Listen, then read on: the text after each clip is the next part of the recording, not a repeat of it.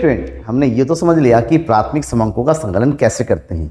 प्राथमिक समांक ऐसे समांक होते हैं जिसको अनुसंधान करता है, यानी इन्वेस्टिगेटर, यानी कि जो आंकड़ों का इकट्ठा करता है वो सबसे पहली बार अपने उद्देश्यों के लिए जब आंकड़े इकट्ठा करते हैं ना, उसे प्राथमिक आंकड़े, प्राथमिक समांक कहते हैं।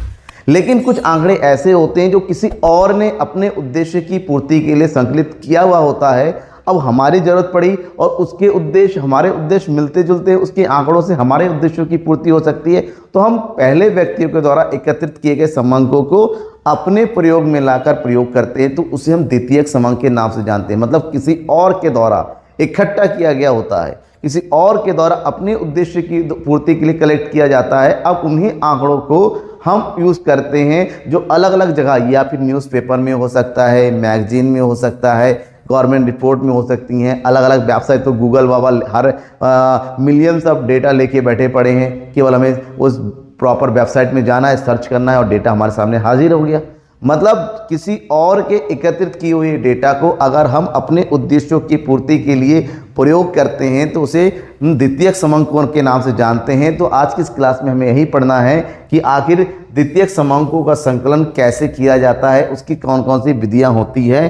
ठीक है, तो सबसे पहले ये तो समझ लो कि द्वितीयक समांकों का संकलन की जब बात करते हैं उससे पहले हमें ये समझना होगा कि द्वितीयक समांक कहते कैसे हैं। वे आंकड़े होते हैं जिन्हें किसी दूसरे व्यक्ति या संस्था या अनुसंधान के द्वारा दोहरा प्रयोग में लाया जाता है। दोहरा मतलब होता है ये ऑलरेडी प्रयोग किया जा चुका है, लेकिन उन्हीं आंकड़ों को जब हम अपने उद्देश्यों के लिए दोबारा प्रयोग करते हैं, क्योंकि दोबारा प्रयोग किया जाता है इसलिए दोहरा आंकड़े या फिर द्वितीयक आंकड़ों के नाम से जानते हैं। यहाँ का मतलब होता है कि यहाँ पर अनुसंधानकर्ता अलग अलग स्रोतों से, अलग अलग जगह से, अलग अलग तरीके से, प्रत्यक्ष रूप से नहीं अप्रत्यक्ष रूप से आंकड़ों को इकट्ठा करता है। अप्रत्यक्ष मतलब किसी और के आंकड़ों को इकट्ठा करता है। तो ऐसे समांकों को जब कलेक्ट किया जाता है, द्वितीयक समांक क्योंकि किसी और ने कलेक्ट किया होता है, कलेक्ट करके दो प्रकार से, या तो वो प्रकाशित करके रखेगा, पब्लिश करेगा, चाहे न्यूज़पेपर में पब्लिश करे, चाहे वो मैगजीन में पब्लिश करे, चाहे वीडियो बना के, चाहे यूट्यूब की बात करते हैं, विकीपीडिया की बात करते हैं, एनसाइक्लोपीडिया की बात करते हैं, गवर्नमेंट वेबसाइट्स की बात करते हैं, किसी भी तरीके से वो पब्लिश करता है। वो सोर्स अवेलेबल होता है, बस वहाँ से हमें उठाना होता है। दूसरा होता है कुछ ऐसे होते हैं जो अप्रकाशित होते हैं, वो कहीं से भी पब्लिश नहीं होते हैं। हो सकता है ऐसे डेटे हमें सीक्रेट रखना होता है, हो सकता है गुप्त हो, सामने वाला चाहता है कि उसकी जानकारी किसी और व्यक्ति को ना हो, किसी तीसरे को पता ना चले, इसलिए कुछ आंकड़े ऐसे होते हैं जो कहीं पर भी पब्लिश नहीं होते हैं, जिन्हें हम अप्रकाशित समांक के नाम से जानते हैं। तो दो प्रकार के हो गए, प्रकाशित और अप्रकाशित। सबसे पहले हम बात करते हैं प्रकाशित स्रोत की।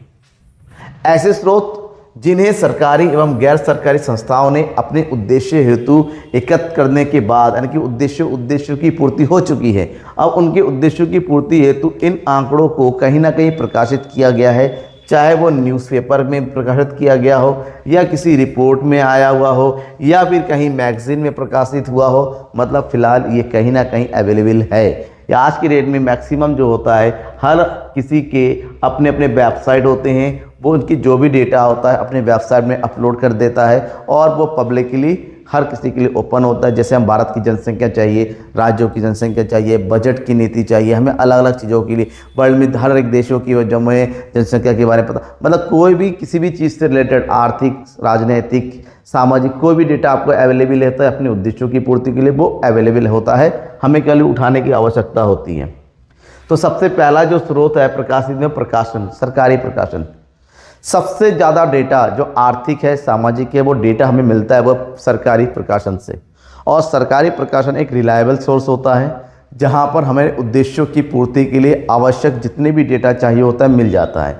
और सरकारी प्रकाशन की बात करते हैं, चाहे वो केंद्र सरकार हो, चाहे वो राज्य सरकार हो, ये लोग समय समय पर अपने द्वारा जितने भी आंकड़े एकत्रित किए जाते हैं, चाहे विकास से संबंधित हो, नीतियों से संबंधित हो, अपनी योजनाओं से संबंधित हो, वो प्रकाशित किया जाता है। चाहे हाँ देखिए देश की राष्ट्रीय आय कितनी है, यानी कि जीडीपी कितनी है, प्रति व्यक्ति आय कितनी है, ठीक है, बजट का घाटा कितना जा रहा है, हमारे देश के ऊपर कितना आर्थिक लोन पड़ रहा है, आर्थिक सर्वेक्षण की बात करते हैं, व्यापारिक आंकड़े होते हैं, जनगणना की बात करते हैं।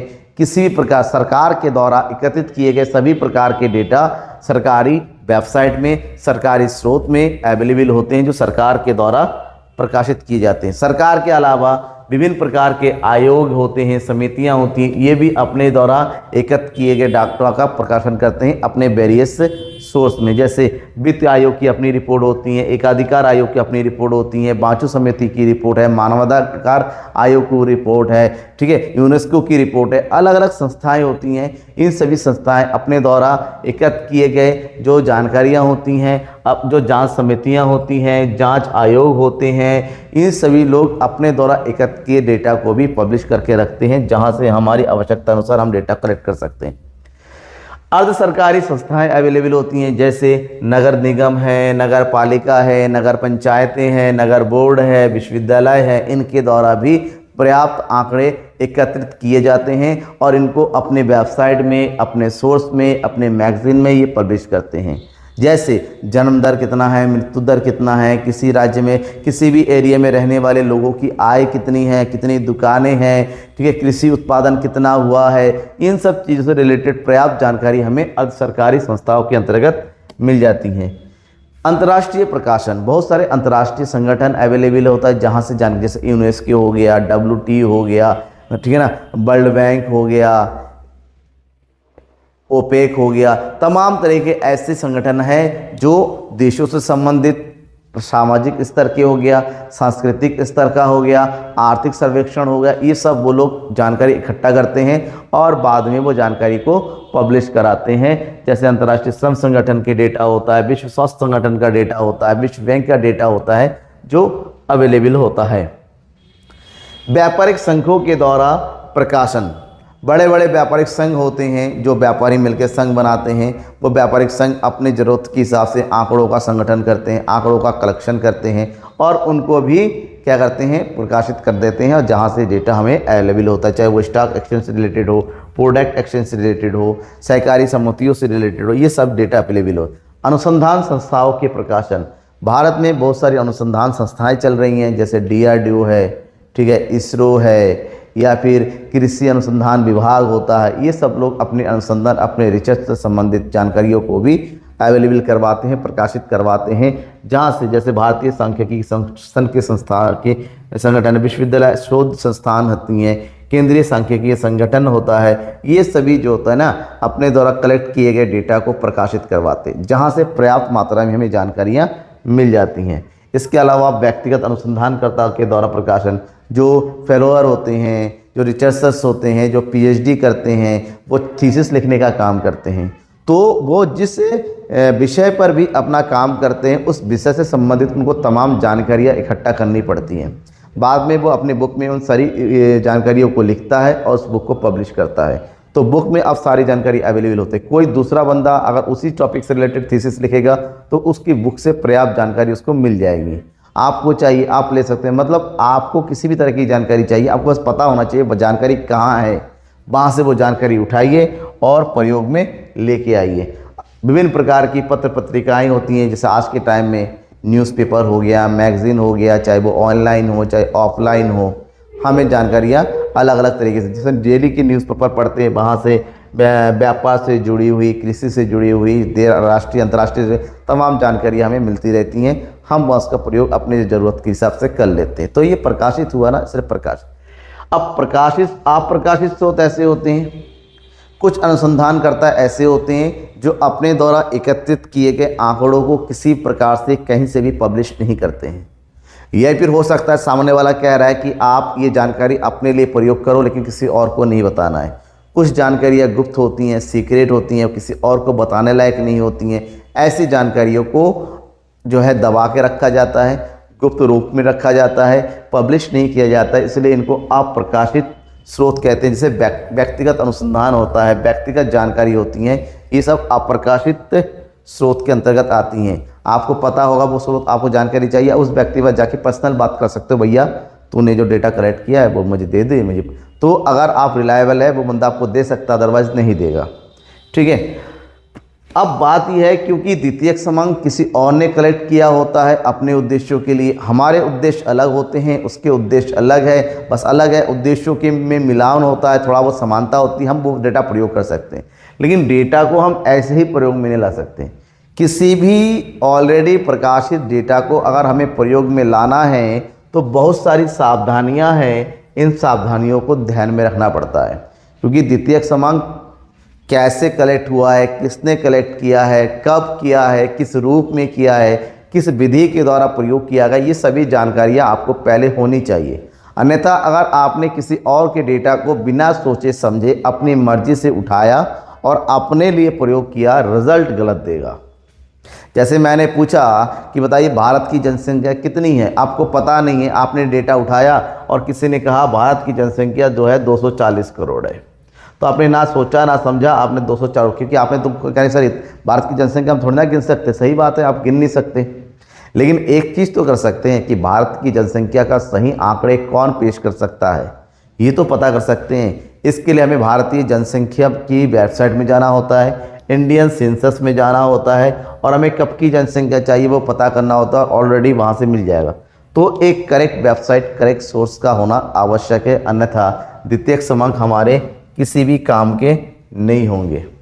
बाउलो ने इस बारे में कहा है कि प्रकाशित क्रमांकों को बिना उनका अर्थ एवं सीमाएं जाने जैसे का तैसा स्वीकार करना असुरक्षित हो सकता है। जैसे कि मैंने कहा, आपने जांचा नहीं, परखा नहीं, डेटा अवेलेबल है, आपने उठाया और अपने लिए प्रयोग कर लिया, इससे बहुत ही गंभीर नतीजे हो सकते हैं।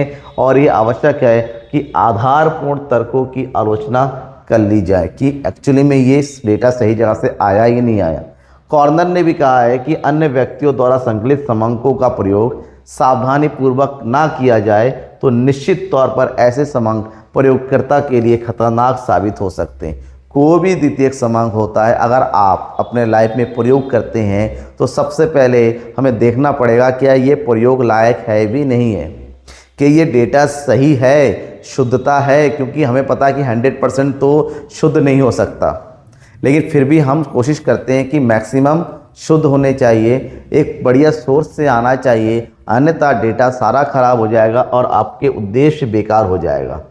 तो कोई भी द्वितीयक क्रमांक जो हम अपने लिए प्रयोग करते हैं, प्रयोग करने से पहले कुछ बातों को ध्यान में रखना है। क्या? सबसे पहले आंकड़ों के संकलन की जांच करनी है कि जिन्होंने आंकड़ों का संकलन किया है वो सही से किया है, योग्यता है या नहीं है, संकलन पर्याप्त किया कि नहीं, पर्याप्त मात्रा में डेटा कलेक्ट किया गया नहीं किया गया है। बिना जांच किए द्वितीयक क्रमांकों का प्रयोग हम नहीं कर सकते। सबसे पहले हम इसकी रिलायबिलिटी की जांच करेंगे, योग्यता और अनुभव की जांच करना है दूसरे पॉइंट में, कि जिस बंदे ने जानकारी इकट्ठा किया है क्या वो बंदा योग्य है, क्या वो उसके पास अनुभव है जानकारी इकट्ठा करने का। ये नहीं कोई नया बंदा जानकारी कर रखा है तो गड़बड़ हो जाएगा।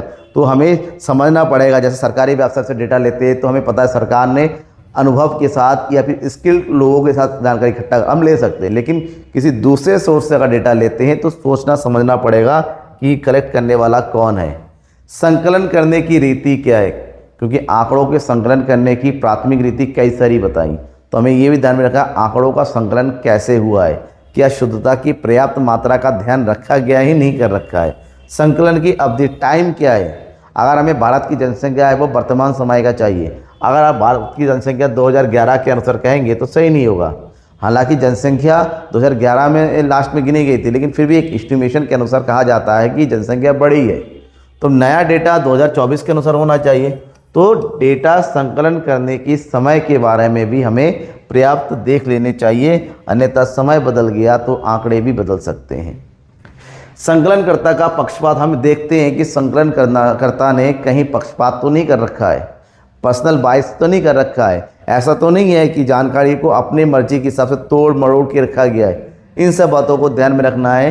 आंकड़ों की उपयुक्तता, क्या वो आंकड़े आपके लिए विश्वसनीय हैं, क्या वो आंकड़े आपके उद्देश्यों की पूर्ति कर सकता है, क्या वो आंकड़े शुद्ध है, क्या आपको आंकड़ों पर आप विश्वास कर सकते हैं। इन सब चीज़ों के बारे में जांचना है, फिर उसके साथ बाद ही हम आंकड़ों को प्रयोग करते हैं।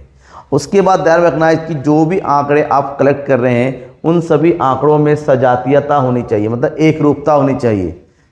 ऐसा ना हो कि एक वेबसाइट से उठा रहे हैं अलग आंकड़े आ रहे हैं, दूसरे से उठा रहे हैं अलग आंकड़े आ रहे हैं, तीसरे से, मतलब ऐसा नहीं, सजातियाँ होनी चाहिए। जो भी आंकड़े चाहिए वो आंकड़े आपके उद्देश्यों के साथ मिलता जुलता होना चाहिए। और सबसे इम्पोर्टेंट, शुद्धता का स्तर कैसा है, क्योंकि हमें ऑलरेडी पता है कि आंकड़े 100% शुद्ध तो नहीं होंगे, लेकिन ज़्यादा से ज़्यादा शुद्धता का होना आवश्यक है, अन्यथा उन आंकड़ों को फिर हम अपने अनुसार प्रयोग करेंगे, फिर अशुद्धता और बढ़ जाएगी। तो आंकड़ों की शुद्धता का ज्ञान होना आवश्यक है।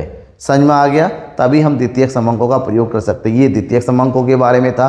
कोई पॉइंट रह जाता है, आपको लगता है कि कुछ बताया नहीं गया है या कुछ सबको समझ में नहीं आया, तो बेझिझक कमेंट बॉक्स में अपने कमेंट में लिखकर बताइए कि क्या समझ में नहीं आया, क्या पूछना है। तब तक ले थैंक यू एंड बाय।